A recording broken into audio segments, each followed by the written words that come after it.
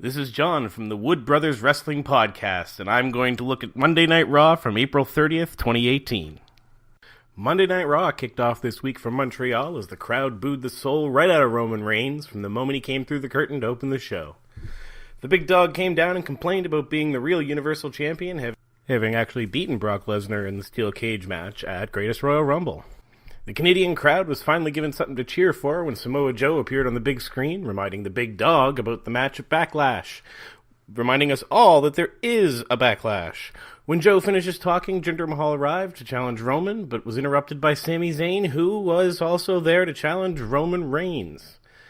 The crowd lost its collective mind when their hometown hero emerged to tell us that he missed Greatest Royal Rumble because he was injured and had vertigo, but was all better now and he was ready to fight. Before he too was in turn interrupted for an even bigger pop when Kevin Owens' music hit and he came out to fight. All three guys wanting to fight Roman Reigns in the same ring. What happens? Of course, they beat him down 3-on-1 until Lashley and Strowman, of all people, show up to make the save. A 6-man tag match was announced for later in the night.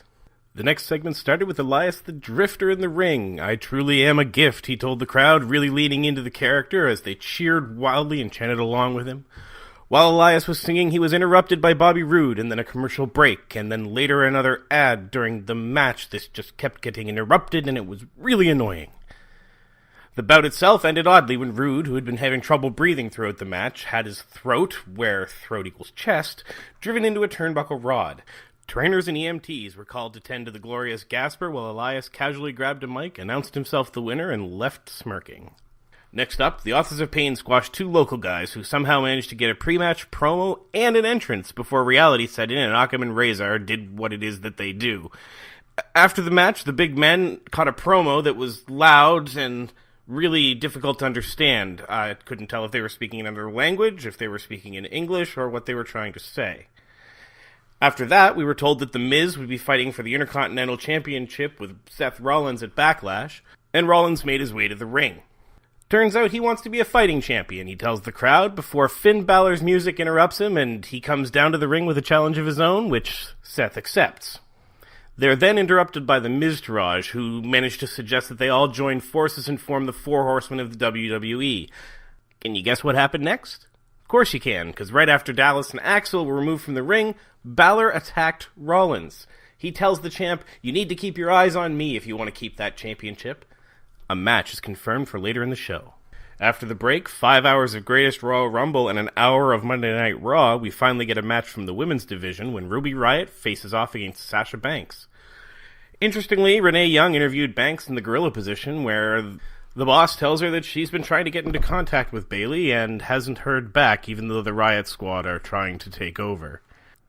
After a pretty good match, Ruby Riott steals the pin after distraction from the rest of the Riott Squad. Notably, Bayley did nothing to help.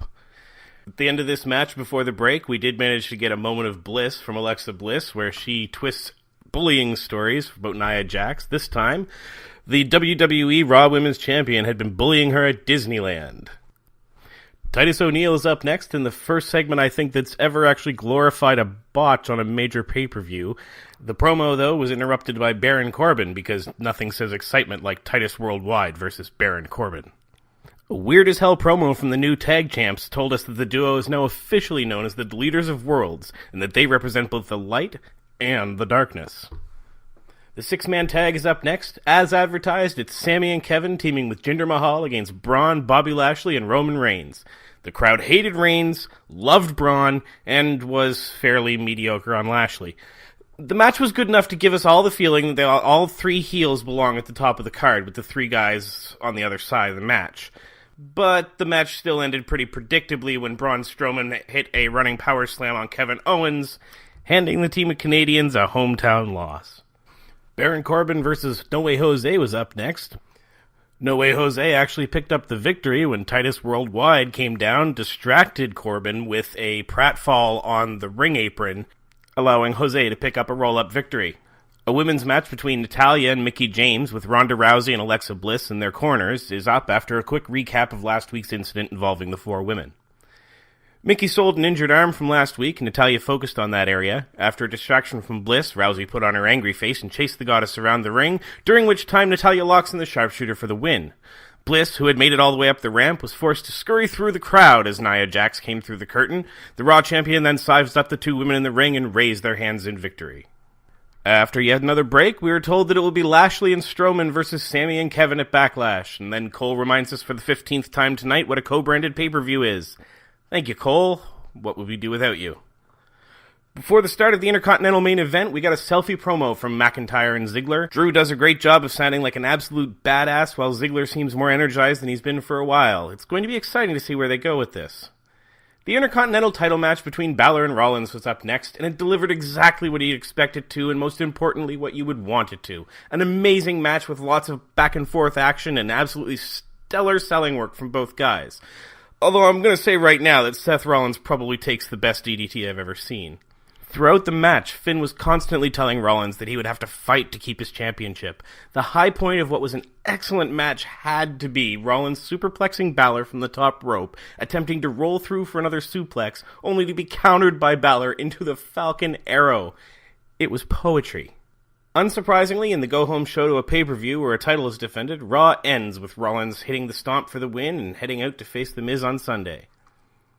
Overall, I thought this was a fun episode of Monday Night Raw, and it didn't dwell too much on the greatest Royal Rumble. It moved straight into telling the story of this week's Backlash, which, let's be honest, most of us had forgotten about. If you liked what you saw, don't forget to hit that subscribe button, and hit the bell to get notifications when we post new content.